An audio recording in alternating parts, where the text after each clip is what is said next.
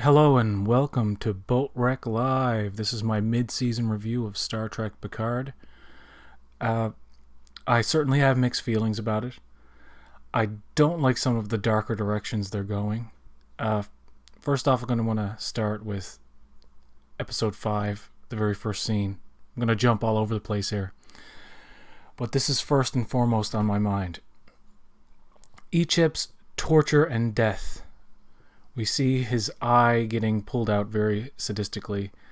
The person doing it is like, "Where's your cortical node, buddy?" And it's very sadistic and very insidious. And I understand the point of it. The point is so that Seven will have a reason to kill Bjayzl later on, the woman who was responsible for Icheb's death, indirectly though. She wasn't actually there.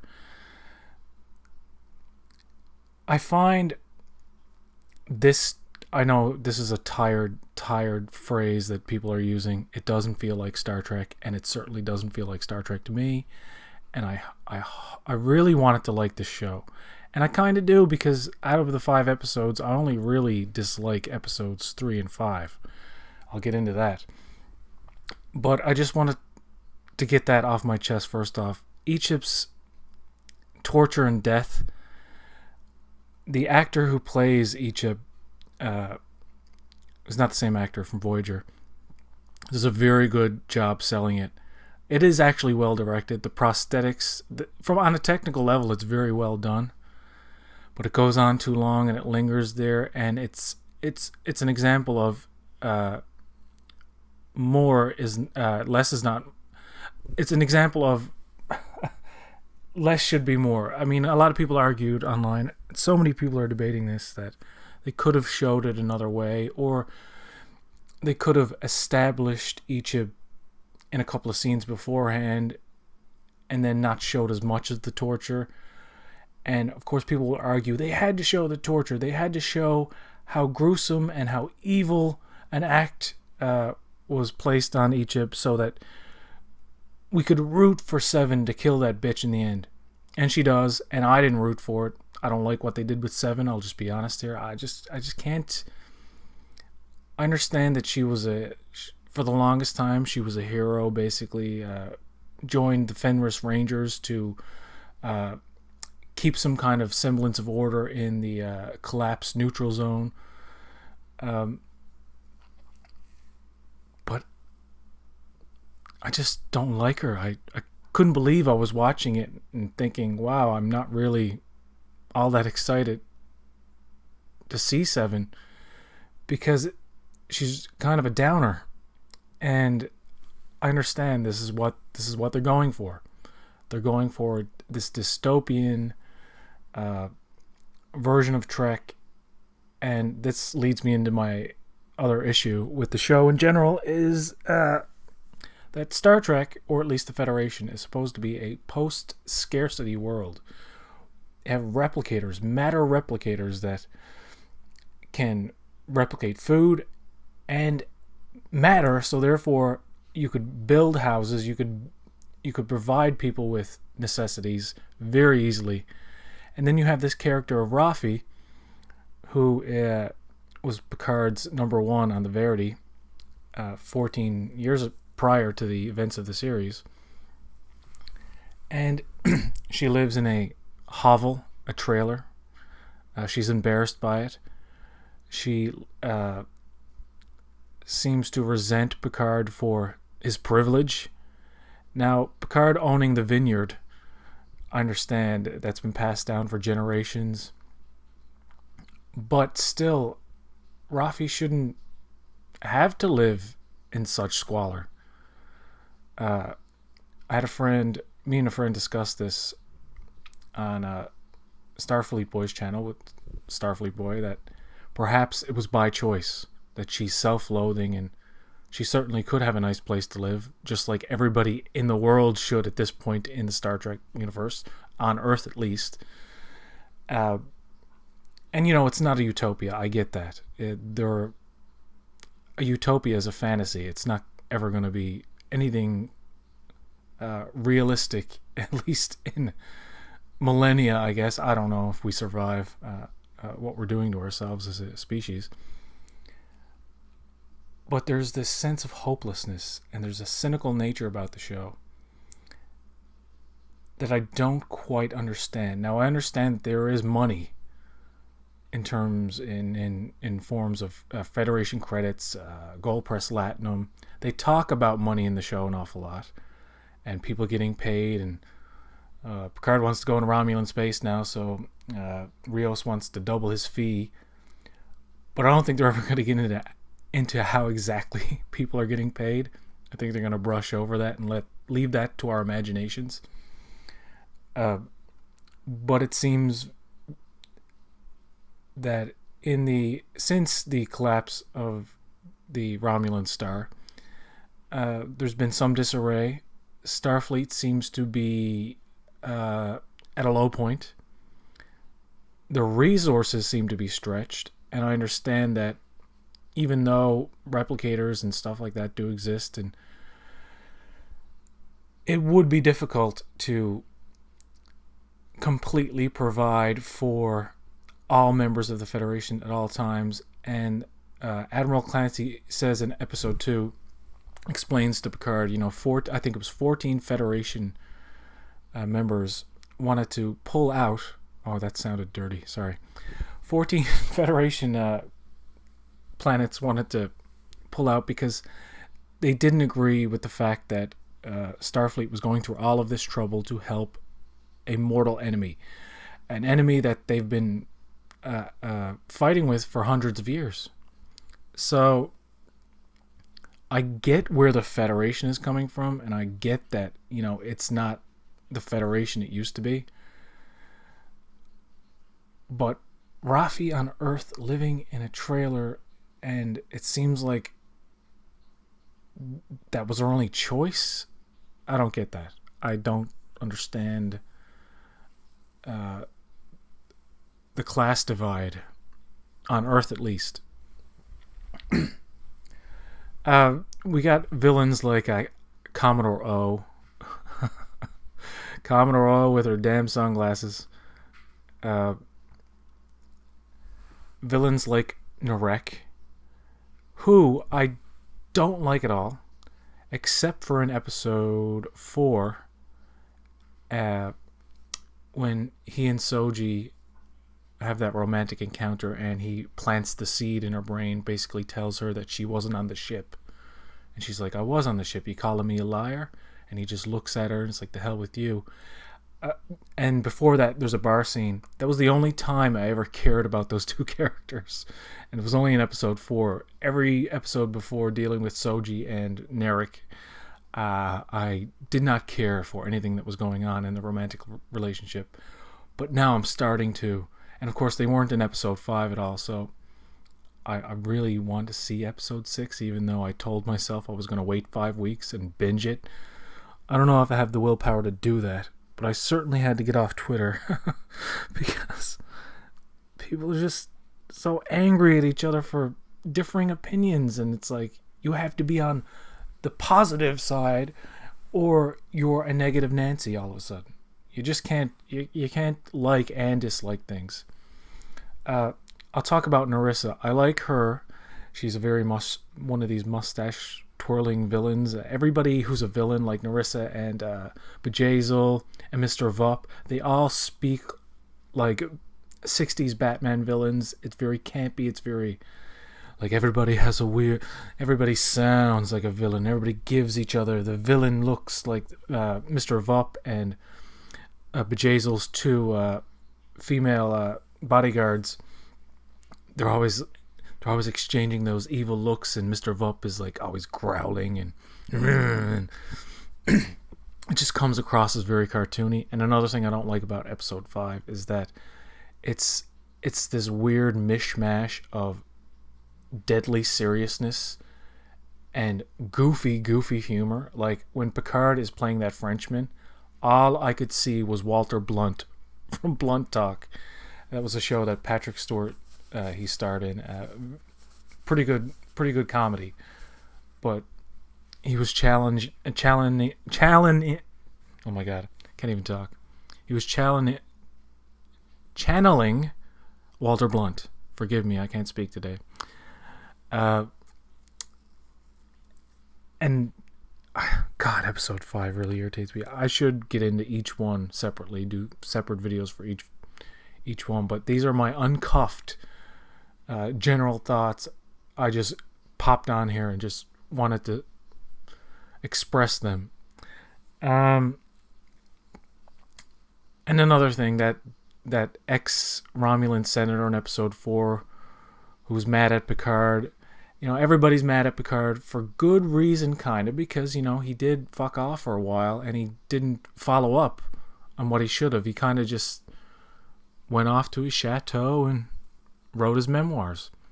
And by the way, why did Rafi get fired? Was it because her conspiracy theories were concerning Starfleet? But then again, she only brings up the Mars conspiracy first when Picard resigns 14 years prior. And another thing about this whole Mars attack conspiracy theory. In episode 3, she brings it up to Picard and she says, I have concrete... Picard's trying to recruit her, right? And she says, I have concrete evidence of the Romulans and Starfleet working together to basically make it, in the simplest terms, the Mars attack was an inside job. That's basically what they're going for here. But she tells Picard, I have concrete evidence. And Picard, instead of immediately saying, well, Rafi, where is this evidence? Show me. He just brushes her off. And I understand he brushed her off 14 years prior because under those circumstances it was understandable. But this time he's asking for her help. And then she brings it up. He brushes her off and then immediately says, this is why I need your mind. Well, if you need her mind and you trust her mind and you value her intelligence, why do you just brush her off like that? He brushes her off for story reasons, because we're not supposed to get any clue at all to what the inside job was. And this is further, these little nuggets of information are going to be sprinkled throughout, I think, till the end.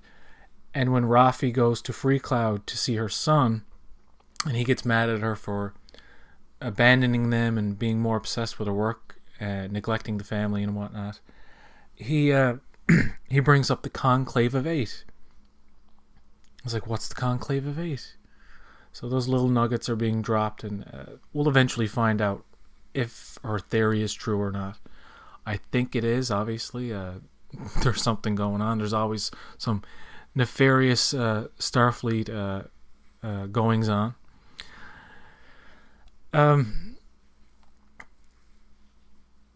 Picard possibly having aromatic syndrome is interesting, because it could excuse some of his odd behavior. I like characters like Rios. I like all of his quirky little holograms. I don't really care about Jurati, and now that she's clearly been influenced by Commodore O, shown some kind of terrible vision, and then she has to kill Maddox at the end. That's another thing that bothered me about episode 5, is that we finally see Maddox, and he seems kind of pathetic, for one thing. I mean, yeah, I know he's scared, but when he's talking to Picard, the only information we get is that Soji is on the Borg cube, and we've known that for so long, and I think a lot of people are desperate for more information about what Soji is and how she was created, and it's just very convenient that he only tells Picard what he needs to know at the time, and then Picard goes away and Jurati kills him, and then the EMH, which doesn't sound an alarm, or it's not exactly the best EMH, because she can just deactivate him in a time when somebody is physically dying in front of him. It doesn't set off any alarms or anything like that. I don't really like that part. Like I said, all over the place here. I'm just thinking random thoughts, whatever I can think. In terms of complaints, it's not that bad. I could have a completely different perspective on this show when it's all said and done. But right now I feel it's like a little too slow. They're repeating a lot of things that we already know. One of the things I liked about episode 2 was that there was a lot of information. Like we found out the players like Commodore O, Narissa. Episode 2 was also good because we got to see some of the goings on, the work day within the Borg cube, and I found that interesting. Episode 3, it drags because it's all this time spent trying to recruit Rafi, and then he has to go meet Rios, and it's a very much a filler episode, I find, right before the big journey begins. And I really don't understand these synth hunter operatives, because when Picard captures the guy in episode 3 at the end, well, after that big battle, and they defeat all the synth hunters, and one Romulan is left. They tie him to a chair. Picard carelessly stands in front of this guy, knowing that they spit like deadly acid on you, and he says, "Let's talk." And this is intercut between a scene between the Borg cube where Soji is interviewing Ramda, the leading expert on Romulan mythology, or as she calls it, Romulan news, I guess, because they don't believe in mythology, I guess. I mean, they consider it all fact, I guess. I don't know. And I didn't like that cutting back and forth at all. I thought it was very redundant. You could have just used the scene on the cube with that whole climax. You are the destroyer, Shineb Neb, or whatever the name is they give her. And then it's redundant because you have that whole thing with the Romulan who's like, we'll find her first. So obviously he's lying because the synth operatives, the synth hunters know, or maybe they're being kept in the dark. But the fact that they're trying to kill Picard and they're very bad at their jobs is kind of silly. But then again, you got Jaban and, God, why am I blanking on her name? Laris. Love those guys. I'm kind of sad that they're gone now. We won't see them for a while. I love Zani from the Quat Malat. I think she's a really warm-hearted person. I like the fact that she's one of the few people that greets Picard with love and affection, as opposed to so many people who just look at him and seem like they fucking hate him. I'm interested in this character, Kar Kentar. He's a warlord captain of the antique Romulan bird of prey. Love seeing that in episode 4. Yeah, episode 4 is definitely the best. I believe 1, 2, and 4 are the best, and of course 3 and 5 I don't like at all, really. But what I want at the end of the season is a glimmer of hope, and I hope it doesn't end on a down note. Now, I'm going to get into predictions, episode 6 going forward. I think in episode 6, they find out that Soji is the villain. Soji turns. Soji becomes activated, not in the good way. And I don't think she'll go with Picard. I think she will be the antagonist now. She will be the one that must be defeated. And I think that will be a kind of twist, because people expect Soji to go off with Picard and for him to save her and everything's going to be fine. But when she activates, and it's been implied that she's a very dangerous person, or she can be a very dangerous person. So I believe she's going to activate and things won't go well for anyone within her vicinity. So I think Picard has to escape without her. And I think episode 7 probably goes to Beta Z without Soji. And that's where Riker's like, yeah, we need a new plan. Or he says to Picard, it sounds like you need a new plan. I can't wait to see the Rikers. Yeah, in terms of how it's going to end, I just don't know. I just can't think of it. Um, People say Picard will end up being assimilated. I don't know. I don't know about that. My dream prediction for the final episodes, final like 2 episodes, 9 and 10, is that Seven comes back and she's a hero again, and she takes the noble path by helping Picard for the greater good, and that somehow Worf shows up in the very last episode. Probably not necessarily as a Deus Ex Machina, but maybe, I wouldn't care. Swoops in and saves the day. And Picard, Zhaban says to Picard, why don't you call up your friends Geordi, Riker, and Worf? We're going to see Riker. Maybe that was a hint that at the end, perhaps Worf shows up in the Enterprise F, or maybe the E still around, who knows. And Geordi has gone back to being the chief engineer. Wouldn't that be cool? I'd rather Geordi be a captain. Wouldn't it be cool if Worf showed up as captain of the Enterprise, and then Geordi shows up as the captain of his own ship? I mean, that might make up for any problem I've ever had with the show. But I'm a little unsure of it right now, halfway through, and my mind can certainly change. I'm going to keep an open mind. I have a lot of positive friends that I talk to that always lead me in a more positive direction. But if I can maintain my will and not watch this show for the next 5 weeks, I'll talk to those guys. Trek on the Tube, great guy. Starfleet Boy, great guy. Steve Fathers from Text Trek. I love talking to these people. Their insights are invaluable, and I learn something from them every time I speak to these guys.